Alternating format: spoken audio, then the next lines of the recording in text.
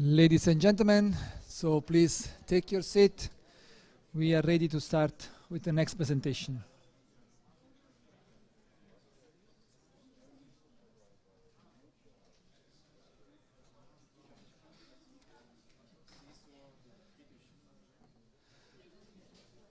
Okay, the next topic is the regulation from the perspective of the member state, presented by Stefan Ronig.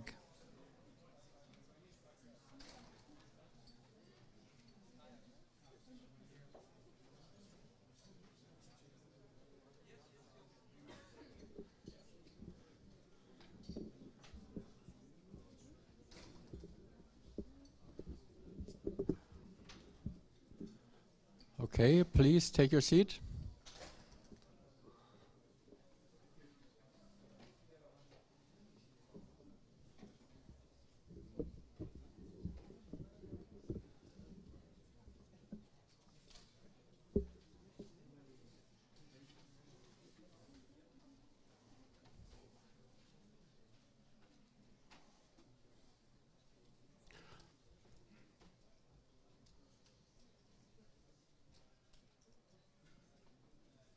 Okay, I will start.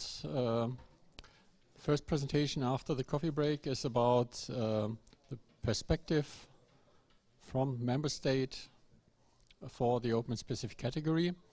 A reminder on basic principles. The new basic regulation will exclude state operation as usual, as up to date, as its current practice. But there is the provision for an opt-in. So we are not discussing this in detail anymore, but states might use process or provisions or tools that we developed or use for the open specific category also for some kind of state operation, or they ask us to opt in and put certain operation or certain aircraft under EASA regime.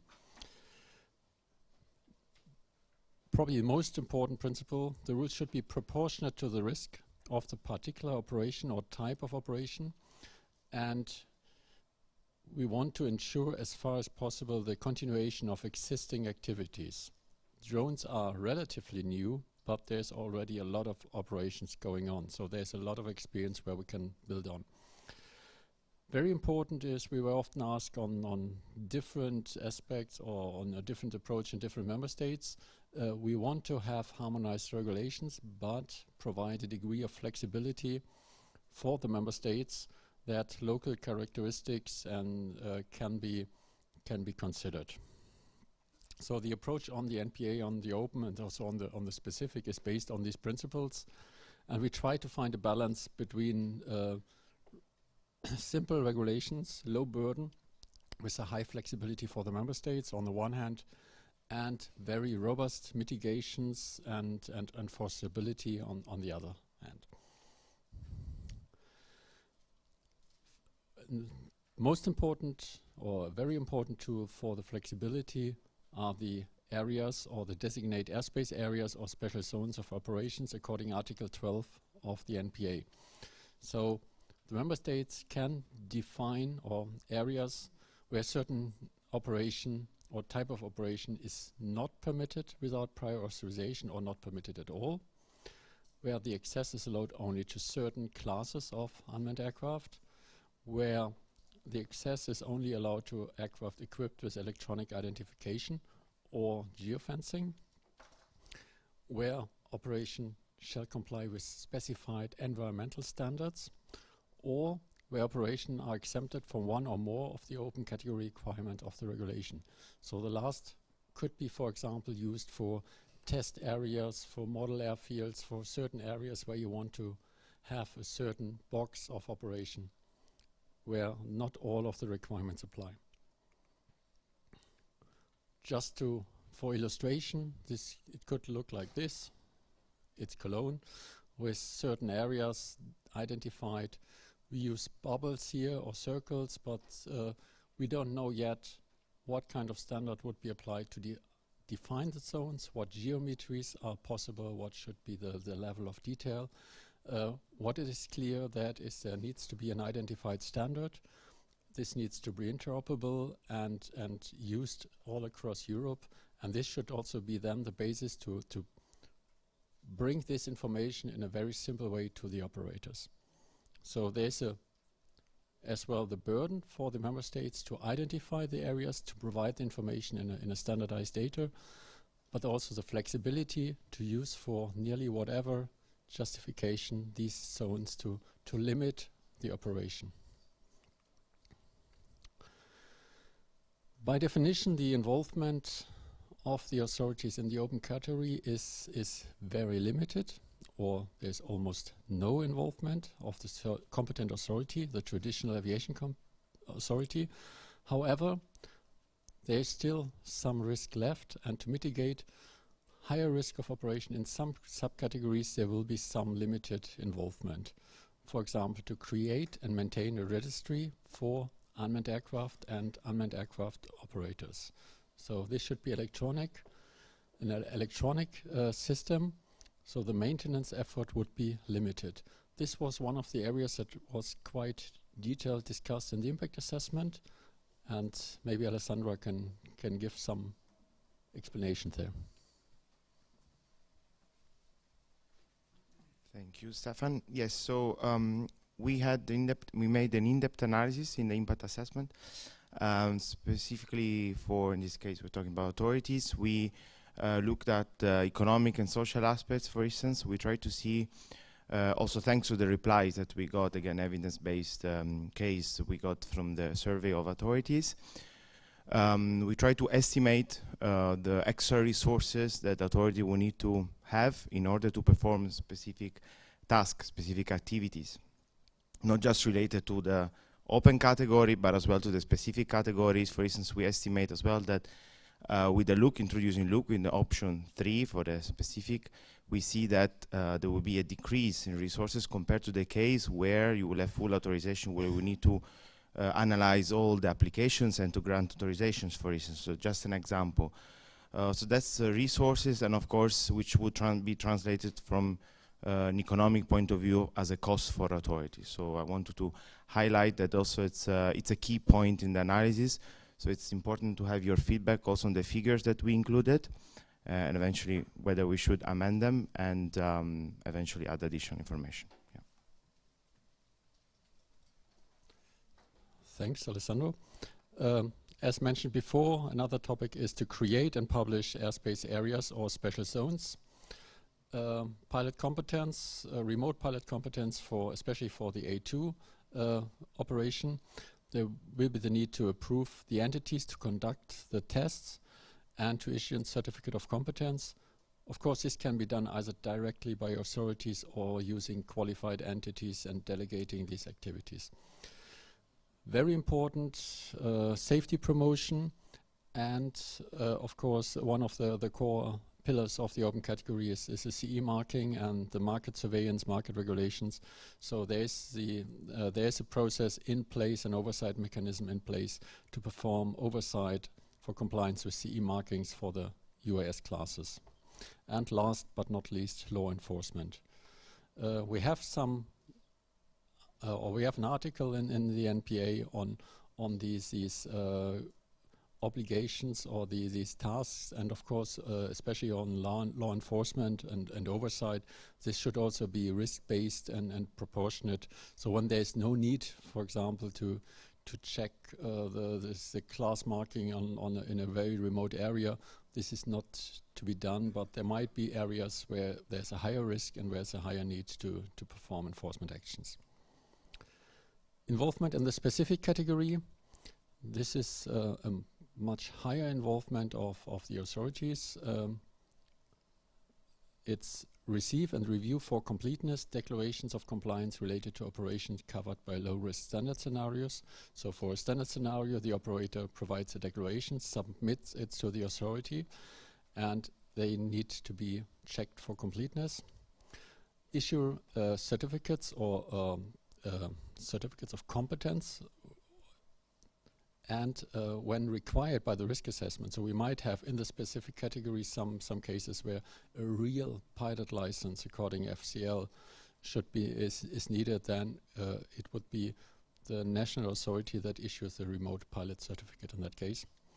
Issue authorizations for operation covered by high risk standard scenarios. So in case a declaration is not deemed to be sufficient, there will be an authorization. This is then issued by the NA or the competent authority.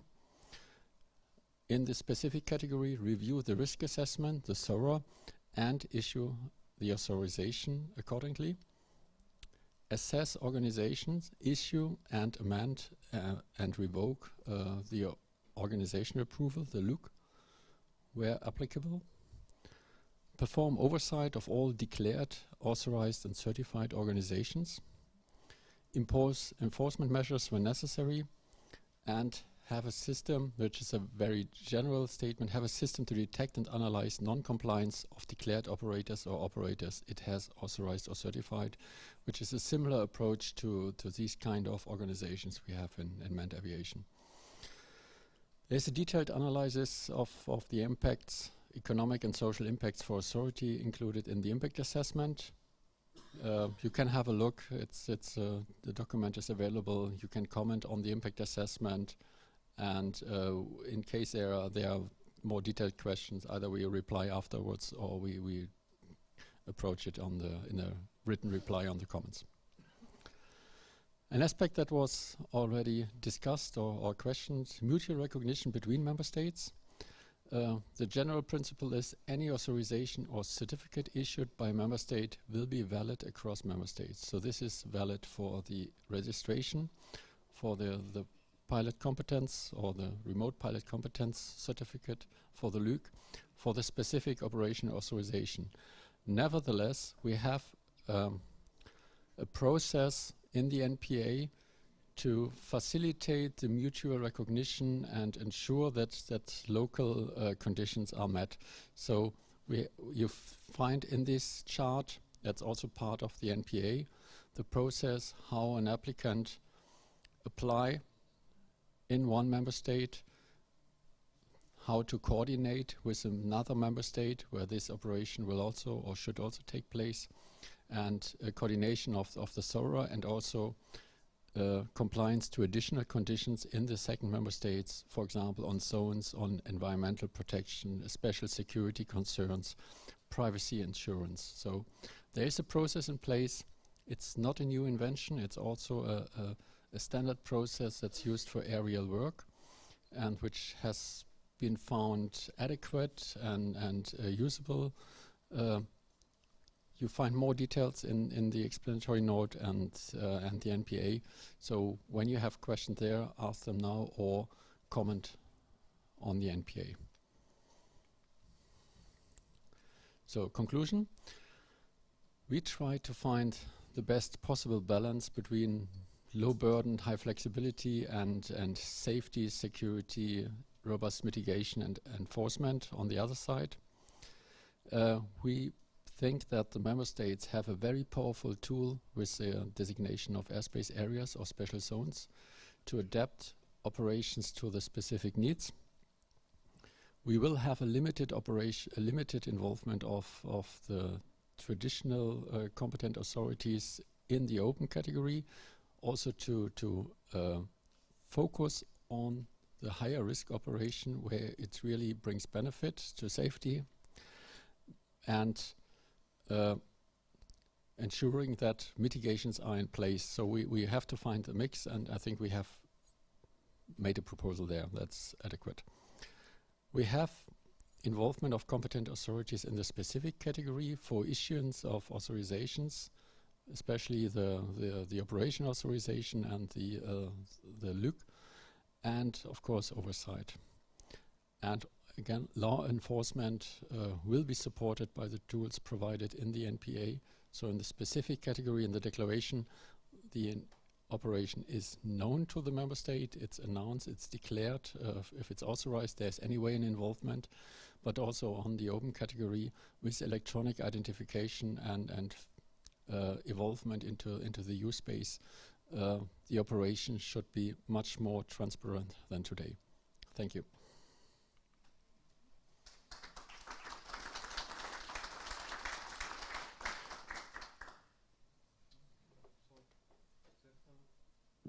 We have a question there. Given the present rate of violation of the existing regulation, enforcement is crucial. Do we already have best practices of successful enforcement to share? I would say we don't have much to share in that domain, but you can expand on that question. Probably the reply to this is what we propose in the NPA. We consider that to be the best practices. Of course, there will be questions on the local enforcement, which authority will be identified as responsible by the member state for which enforcement measures, and there will also be the need for training of staff, and of course we are ready to share best practices and information as far as available.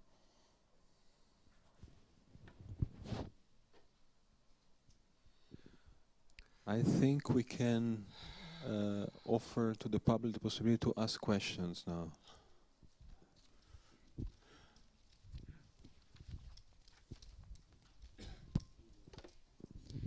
Hello, my name is Ilmars, I'm from Latvia. Question regarding certificates. You told that they will be valid between all member states, right? About training certificates. If I get a training in one country and go to the other country, what will happen? Most probably they will not recognize the training certificate that I received in different member state. And additional question, I saw some requirements for open category for the training and for the assessment, but no requirements in specific category. Am I missing something, or you really believe that only the member states will set their requirements? Start with the second one. The need for training and competence for the staff will be identified when you perform the risk assessment, and you can establish, or you can use training, qualification, and even certification of staff as a mitigation in the specific category.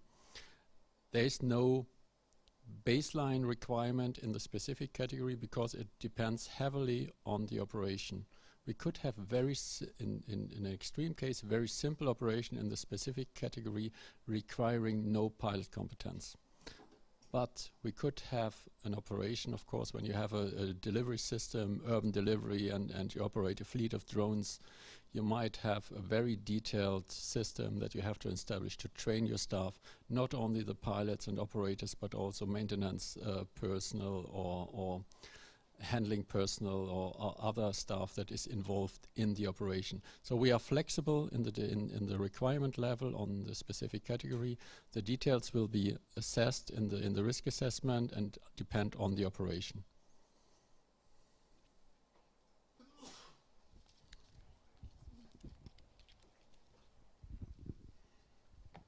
To your answer, Thomas Mildenberger, European Cockpit Association. To your answer just now, it looks like in the specific category, the standard scenario will be a very prominent way of enabling operations. And if in the standard scenario there is a certain competence identified, the operator then can declare himself.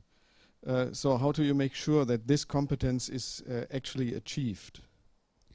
This standard scenario might require that the pilot has a license or has a certificate of competence. So we can, of course, also use the tools we have for the open category, the certificate of competence, the online training, but we can also use the FCL part for the certified category up to a real pilot license for the remote pilot. So these tools are available, but there might be the need to have a specific training for a specific competence that's required for a certain operation. If this is needed, it needs to be in the scenario. So we have to bring this information either in an operation manual or include it in the standard scenario to ensure that this is acceptable across Europe. Definitely. My sensation is that we have something very unclear. I don't understand, because if we are working also on the basis of the communication 613 that will repealing the proposal to repeal in the regulation 216.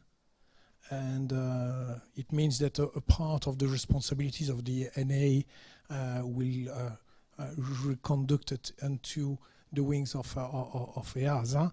And it seems that we are making a big compromise with all the different point of view in Europe. And at the end, it will be very complicated. For example, in this little discussion that we have, okay, special training. Where is the center of training? Who is doing this training?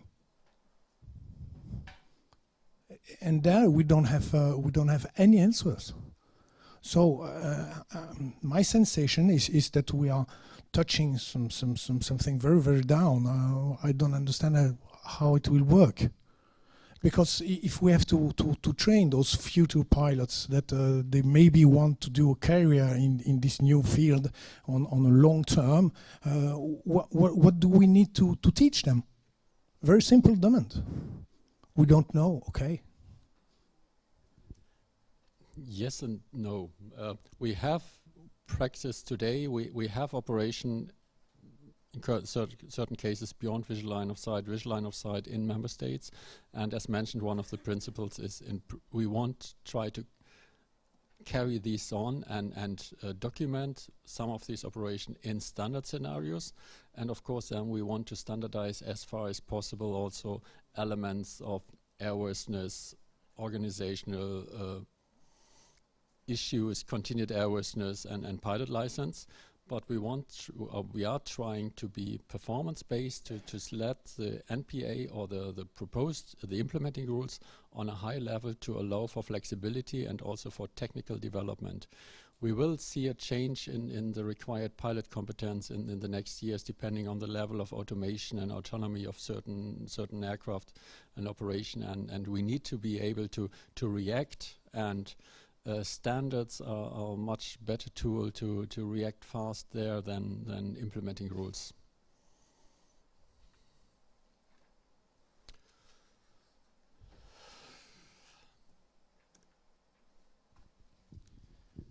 Regarding the training, we've been talking about it, but I didn't see anything related to common content. Do you foresee to have that, or it's up to the countries and to the NSAs to decide? And that's one thing. And the second one, we're always talking about online training and online testing. How are you supposed to guarantee that the person taking that training is the same that is going to pilot the drone? We have some elements of learning objectives in the NPA. So it's not in the requirement. It's the AMC material. It's the guidance materials. We want to have common standardized online trainings for the lower categories in the open category, and the certificate of competence is definitely something that's standardized, that ensures consistent knowledge and competence of these pilots. Nigel? Hi, Stefan. I can understand the urgency of getting this MPA out for Cat A and Cat B. But now I think there should be probably a shift of focus at this point in time to harmonize and to improve standardization, because it's not very clear to see in both NPAs that there is actually an authority requirements like we have in ARA-Gen, for example, and we all know how all our authorities are supposed to function towards how we need to discuss and move things forward to have a common working practice in issuing, for example, an LUC. The thing is that the thing I can see now is that we are now going to try and operate and have similar standards being issued with operational requirements and certificates and so forth. But now, I think, and this is just my personal opinion now, I think the next step has to be is now how are we all authorities going to work on a very similar platform to issue what we need to issue or to allow how to issue, so that the standardization does not become fragmented down to operational level. We have included requirements for the NAAs or for the competent authorities. They are definitely in the annex on surveillance. They are in the cover regulation for the traditional aviation elements, and this is similar to the way it's done on the operation area before. So you do not find an annex like for Part 21 on authority requirements with a known subpart, but we have, like it's usual today, carried these requirements into the cover regulation. I definitely agree that there will be the need to exchange information, to standardize. We have mentioned the topic of standardization several times today. We have the rules, but there is a desperate need to evolve and further develop standards on hardware, on technical solutions, on training, on whatever. And we also have to go more into detail in how to ensure a standardized approach, for example, in the application of the SORA across Europe.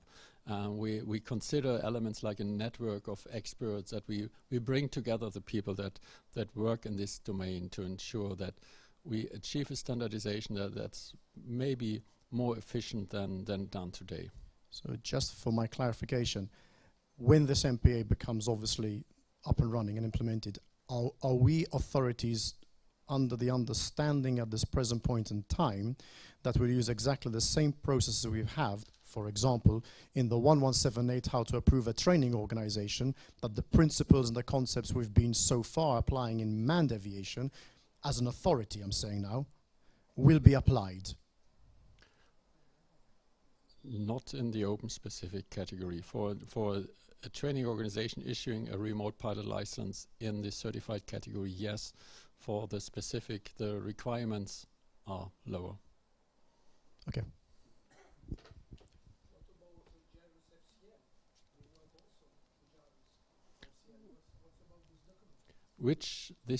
The question was about JARUS FCL. What's the status of that document? And this document will be the basis for the remote pilot license that can be used for the certified category and is optional or voluntary if you want to use this for a specific category.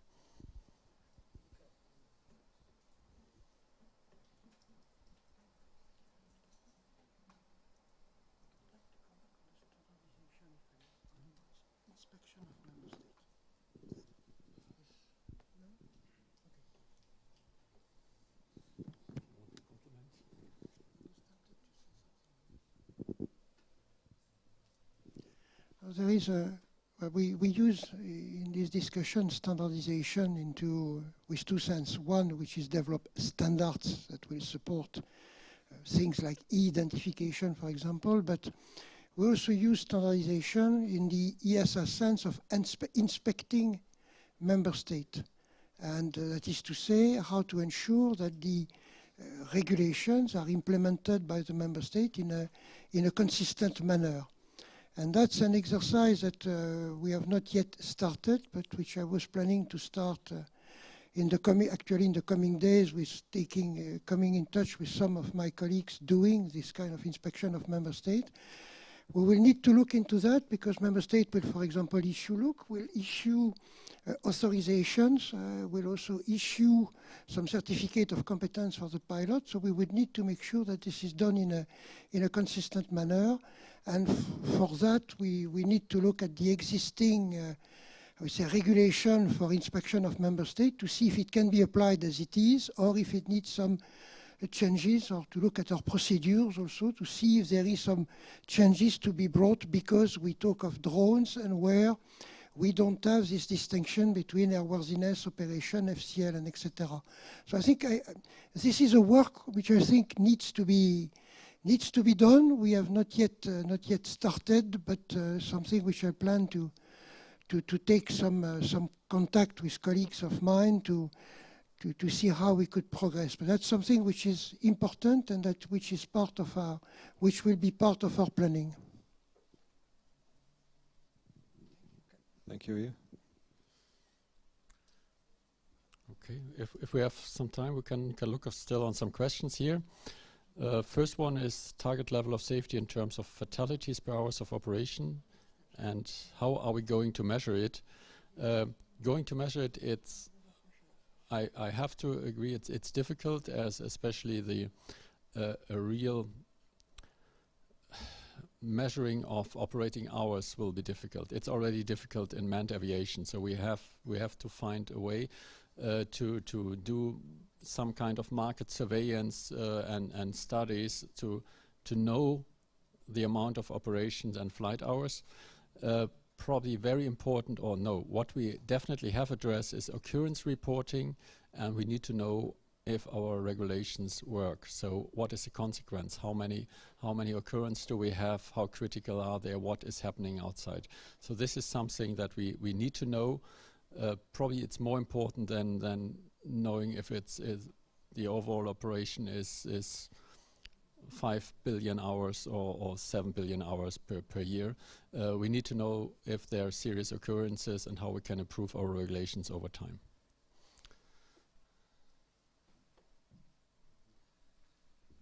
Thank you, Stefan. Okay, so now we go to the last presentation on the next steps. So we had the description of the MPA from the different point of view.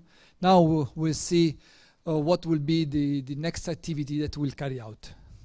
So, as we mentioned, the MPA was published on the 4th of May, and the impact assessment was published on the 12th of May. Typically, we have a 3-month consultation period, but we were requested by most of the member states to extend the consultation period. So it's extended until the 15th of September. So you can provide comments until 15th of September. How you provide comments? We have our tool, the comment response tool, that is on the website, as written on the presentation, and you need to be registered in order to be able to provide comments. But registration is very easy and is open to everybody. Once you register, you go in and you have the list of documents for which you can provide comments. And I highlighted in red the two that we are referring to. The MPA 2017-05B is the impact assessment. MPA 2017-05A is the regulation. So then, once we receive all the comments, we will review individually all the comments, and we will provide an answer. Now, we expect that some of the comments will relate to similar topics, so we will cluster the comments, and we will develop the comments review documents. That is, in our normal process, is the documents that we will publish on the website with all the answers. And then we evaluate what is the impact on the regulation, how we will amend the regulation, also the impact assessment if needed, to take into account the comments. The next step, so, is that first of all, we need to have the basic regulation to be approved by the European Parliament. As was said before, at this moment is still under discussion, and we expect that by end of this year should be adopted. After the regulation will be in place, EASA then will have the competence to regulate drones with a weight below 150 kilograms. Then we will, as you see here in the graph, we will review all the comments, and at this moment we are planning to issue our final documents at the end of January. The final documents will be in a form, we call it opinion. It's an opinion to the European Commission in which we have our suggested text for the Commission. And then the Commission will discuss. Now, since the Commission was actively part of our group, we expect that there should be not major issue, we hope. And then the adoption could be expected in the first half of 2018. But then it will depend on how the discussion will go. Other activities that we are now continuing. We talked a lot about harmonized standards, and we are working with different standardization bodies to first of all understand what is already available, because there are some standards that some industry body already are developing, some other instead they are working, and some of them they need to be a little bit modified to fit the need of our regulation. And we are fully involved with them, and with most of all of the standardization body. Then our next very top priority will be the standard scenario, as we discussed today. And first of all, we need to finalize the risk assessment methodology. So we heard that by the end of this year, the SORA will be available for internal consultation for the authorities. And then we will start working on the scenario. We will prioritize the scenario, and we will involve the NAA, industry, and operator to define what are the most important scenarios we want to develop, and then work with them to define them, the scenario.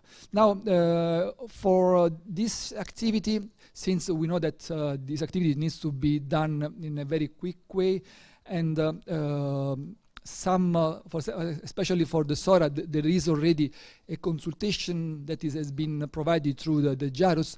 We are investigating if instead of having an MPA, maybe we can have a focused consultation in which we will organize a workshop in which we will invite only the interested parties, so the stakeholders that are affected by the standard scenario, to discuss them before have the official publication of the standard scenario, and we expect to be in the third quarter 2018. Last is the certified category.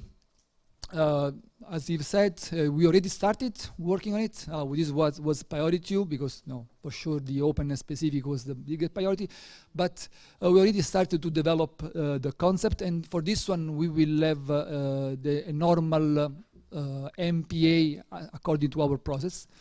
And we plan to publish the MPA on the first quarter 18, and then the opinion will be end of 18 or beginning or 19, depending on the comments. Other activity we have is safety promotion, and we should have some colleague from safety promotion department.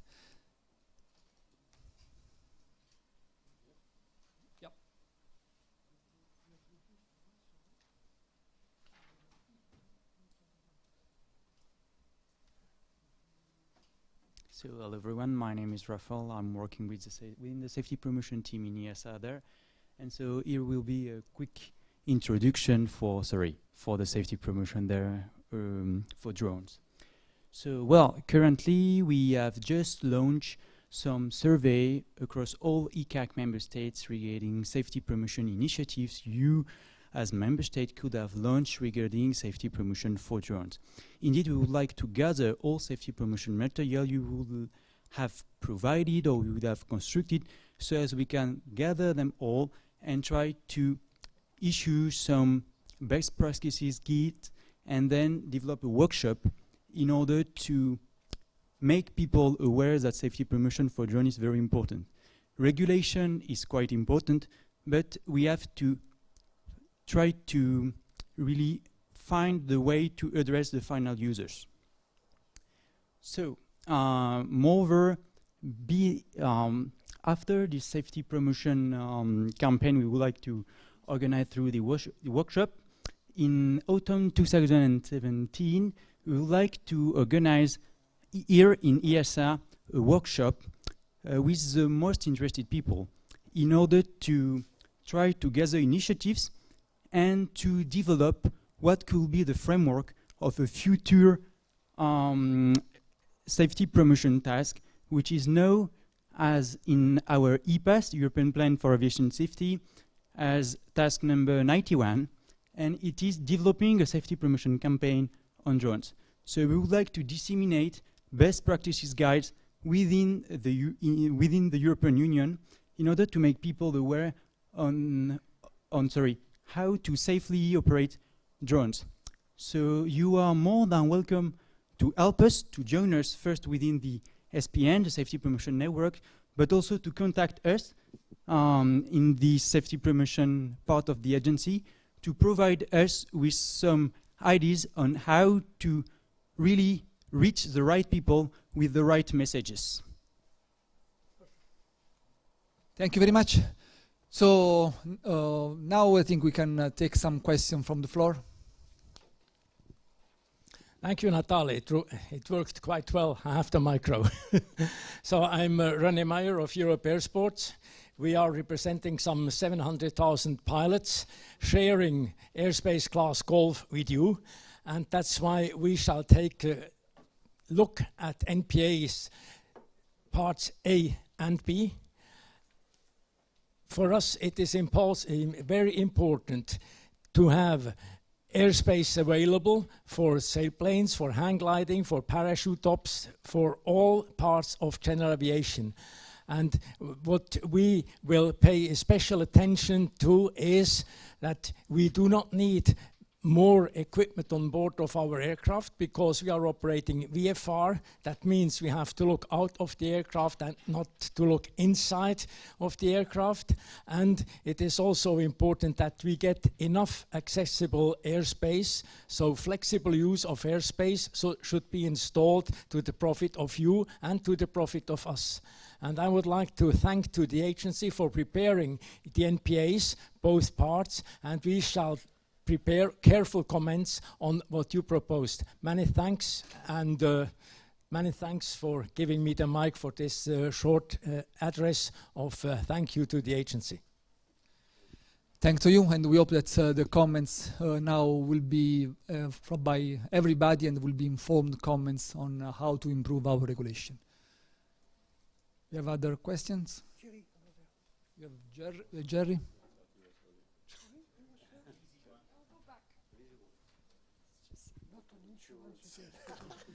Don't worry, it's not a difficult one. In terms of the assessment of comments and things like that, is there any expectation that you'll require further input from the expert group?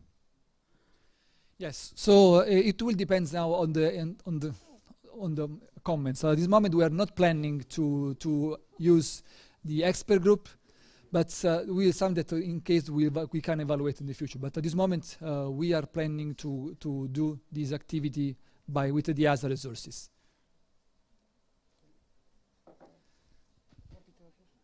To make it clear, if I may, so we don't intend to have a systematic use of the expert group, but as Natale was saying, if we have specific topics, we could reconvene the group. Stand by. So again, it's the manned aircraft. IATA. One burning question, if I'm allowed.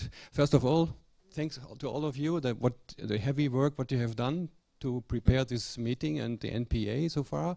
Thank you very much, Natale, for the next steps. One is still open, because I learned a few weeks ago in London that you have some budget for testing of engine crashes inside with the drone, with the UAS. There was a project. Yves was presenting this during the EuroCAE symposium. What is the status about this, and what is the opinion of the manufacturers, especially Rolls-Royce, General Electric, Pratt & Whitney? Can you help us out with the information? Has it started already? Because I want to know what happens if some little, small, big 5-kilogram drone is flying into the engine. This is very important for us to know. Thank you. Want to answer? Manfred, I think I was at that symposium, and it may be me who made the remarks. In such case, I probably didn't express myself very well.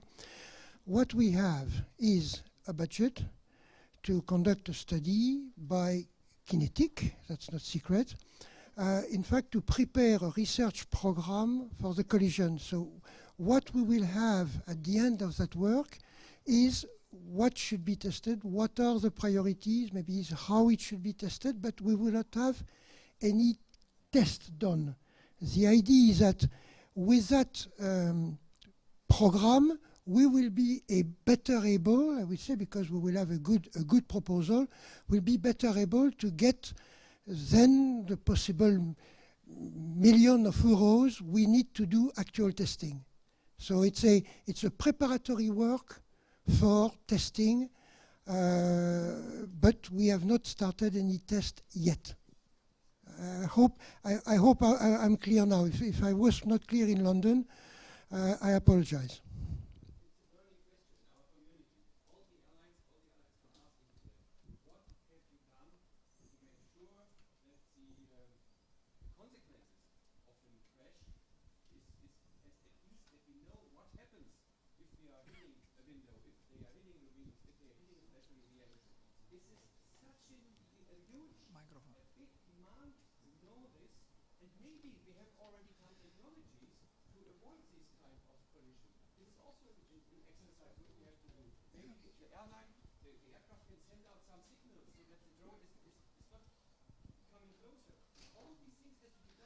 Yeah, but into the microphone. we have done, I mean, what we are doing the two things in parallel. So at the time being, we are focused to try and avoid that the drone come too close from an aircraft through various means. You could agree or not agree on are they efficient or not they efficient, but basically that's what we have done up to now. But we realize that we need to give an answer. We don't have all the full elements at the time being, but at least we have started to identify, okay, what should we test? And with that, we will be in a better position to obtain some more money to do the work. It's probably several millions of euros to do this kind of exercise. The choice of QinetiQ will be quite beneficial because they were actually doing that kind of work for the UK government, the BOLPA, and the Ministry of Defense. At the time being, I don't think that the report has been published, but at least they have perhaps some ideas about it. And we also intend to cooperate with a German national program known as Android, which is also supposed to do actual tests. So there is activities, there is also activities in the US, and we want to play a role into that context. So I hope if you have the millions, we will come.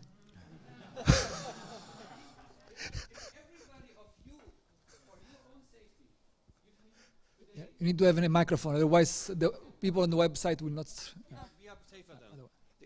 Is it sometimes it's a so easy solution because this is such an important issue because I don't want that this wonderful business is destroyed by a crash. Can you imagine if something happens tomorrow and if Gatwick for 2 days ago, if it would be another issue, not only an observation, tracking systems are still in development and all these kind of things. Please help yourself and make sure that we are doing a proper training all over Europe. That the question of this gentleman here was not answered. It was not answered. The question here was also not answered. Sorry, are we online? Are we all doing the same in Europe? This is the question. And if you are telling, yeah, we have national initiatives, yeah, we all know this, but the target is that we are doing it on the European level, and if it comes to the national level in the open category, yes, of course, they can do it. Like the Germans, Mr. Dobrindt has done it. But our target here in EASA should be to make our business safer. This is the target. Manfred, sorry if I made a joke. It's at the end of the day. Sometimes I do some jokes, but it's good. It's good. So yeah. Be assured that we are extremely serious people, and that we take safety extremely seriously, and that's why we have developed this NPA. That's also why we're having this kind of workshops. We are trying to complement that with some research work. So yes, please be assured that we have safety at heart. We have not responded perhaps to all and every question. We don't have all and every answer. That's probably true. We'll certainly try to respond to all the questions which are in there. So don't. Okay, sorry if I made a joke. That doesn't mean that the subject is not serious. Thank you. And if there is, I think we have some time, I would guess, because my director who will do the closure is not yet there. So if there are further questions, being here or being on the web, we can certainly continue a little bit. Thomas Mildenberger again, very easy question. I learned this morning the timeline you foresee for implementing all this regulation. Do I understand that the regulation can be completed on the level of EASA, so it does not involve another political round in Brussels, or changed by the Commission? I may let the Commission to answer. What we will do is that we will do our normal job, which is producing an opinion that we have scheduled for the 26th of January, and that we will do. Then, depending on the political process, but Koen can explain that better than me, there will be some further discussion and possible change. We will certainly participate in those discussions and I would say defend what we have done, but okay, it's also we are not regulating everything. Okay, please. EASA is providing an opinion, as you all know, and then it comes to the Commission. We translate it into a formal proposal of the Commission, and then we will discuss it very intensely with the Member States. That's why we are following the whole consultation process so closely to make sure what at the end of the day can we expect from our Member States, that at the end of the day everybody feels comfortable with the final result which will be adopted and what the Member States will have to implement also together with EASA. So it will be teamwork until the very end. Thank you.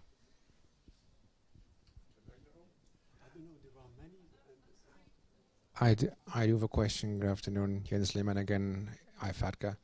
I have a question from an air traffic controller's perspective, ANSP's perspective. We do IFR separation with 3, 4, 5, 6, 8 miles, depending on the traffic. When it comes to VFR traffic, we do offer sufficient distance. What are the considerations of EASA? How close do you want a drone to fly to a manned aircraft?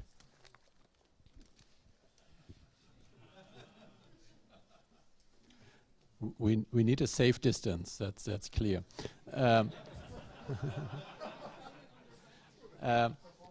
We don't expect for the, especially not for the open category, that there will be separation provided by ATM on to separate the open traffic from manned traffic. The main element for the open category is visual line of sight and follow the rules, stay out of the areas where you should not operate, and by that we should ensure that we have a separation from manned traffic. So we have operational rules, conditions, limitations, we have the pilot competence, we have the areas together with geofencing, altitude limitation systems. This should ensure that we have a safe distance from all manned traffic. The baseline of your question is interesting, especially in the context of the ICAO discussions we have at the moment. How far or how do we integrate drones or large drones, certified drones, into IFR traffic? How do we integrate them in VFR traffic, where they have to self-separate and accommodate into the actual system? But we are not able to provide the answers on this with the NPA on open and specific at the moment.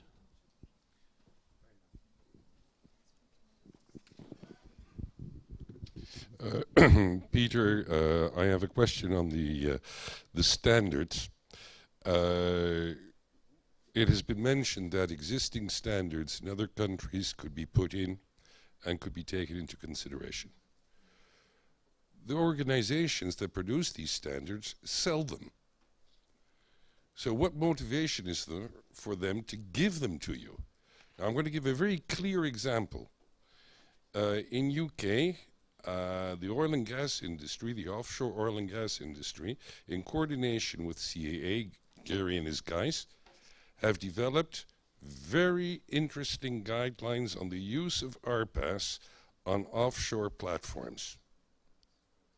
This has gone further. They're now looking at branching this out with the American colleagues in the United States. Now, we would be absolutely crazy to reinvent the wheel. We should take this on board. But there is going to be, somewhere down the line, unless Jerry says something different, there's going to be a price tag on it. What are we going to do about that? Have you got anything to add, Jerry? Not really, only that we didn't develop standards with the oil and gas industry. Okay, the oil and gas industry did it on themselves. They did their own. I did pass a few comments, but that's all. Okay. So That is there. Do we reach out to these people? How do you think this is going to work?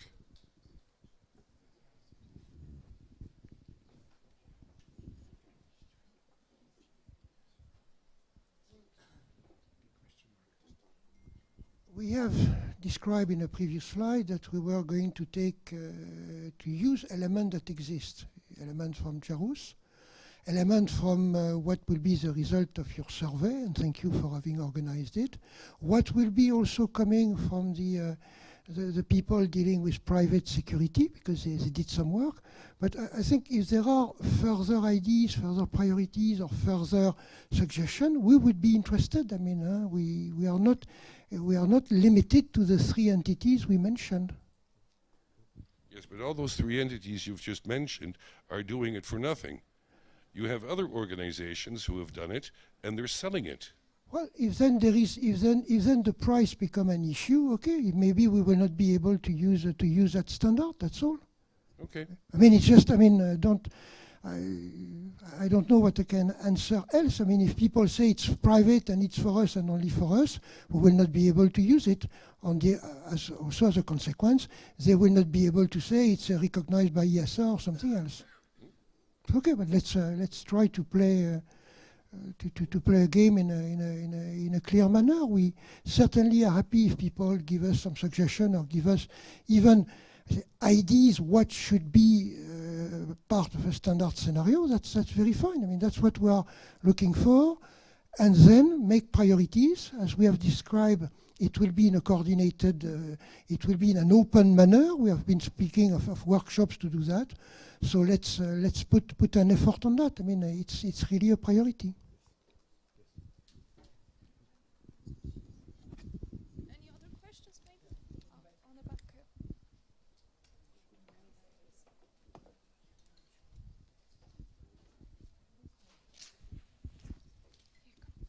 Hi, Nigel from Malta. Yves is aware of the question I'm going to ask him, but I'd like to address it to the panel again.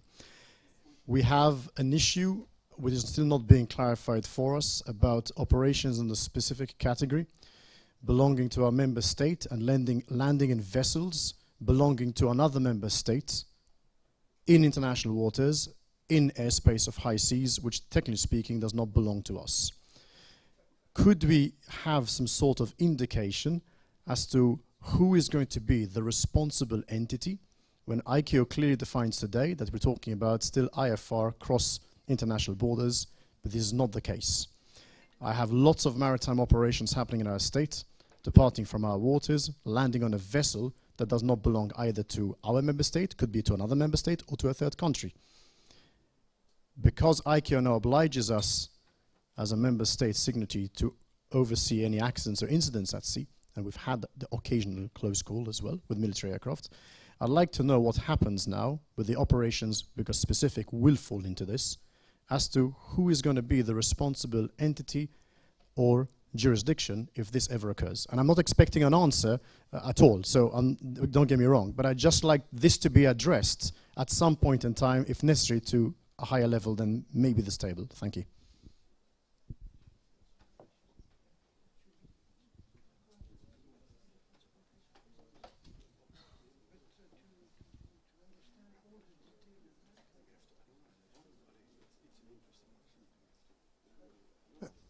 It's true that you mentioned that before. I would say at the time being, all we have said is that the authorities that give the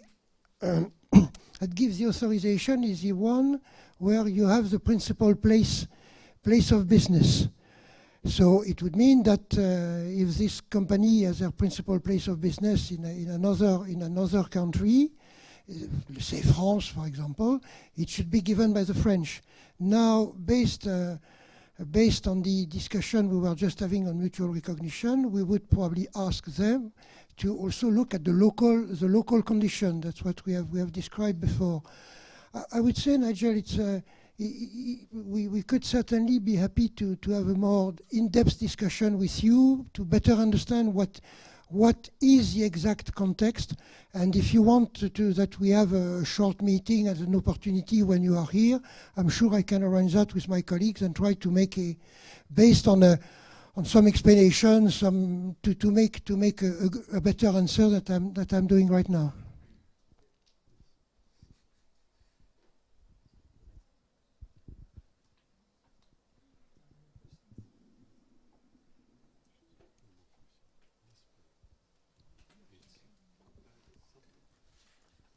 Okay, so we don't have more questions.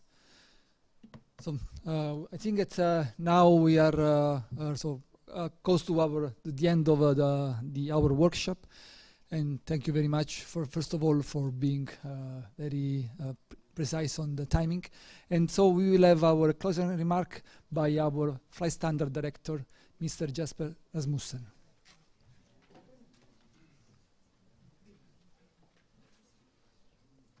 Thank you very much. Now I have not personally been able to participate most of the day. I apologize for that.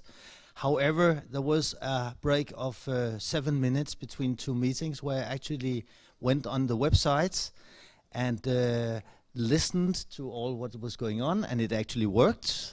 I almost came to pose a question, but then I thought that I better not. But as has been explained to you, this is the first time that EASA is trying to reach out to a larger audience in all Europe, or in principle wherever on the planet. And since it works, you can even have a chat with some colleagues, and you could just push the stop button. You can go back, or you can scroll if it gets too boring, and so actually we hope that also in the future seminars that we will have a number of you here. So although this new instrument is so good, so you perhaps not want to travel, we still hope to see you in a large extent here. But you will. There's more to come using these new ways. All presentations which you have seen are going to be available on our website, along with the whole seminar, which you can see and hear the speeches once again, if you like. We have received a lot of questions on Slido. We will compile them all and try our best to answer them. It will not be tomorrow, but it will take some days, but we will get back. Well, as I understood from the discussion here today, there are some outstanding challenges for many parties. Let me just give you some of the most important examples which I have noted down. I understand that the European Commission has undertaken to provide clarification on Regulation 785 on insurance. That's one ball to play. EASA has alone or together with others a number of tasks to proceed with. First of all, standards in due time is a challenge, and we have to speed up as much as we can. We will do our best from EASA side, and also work closely together with other colleagues on progress of the standard work.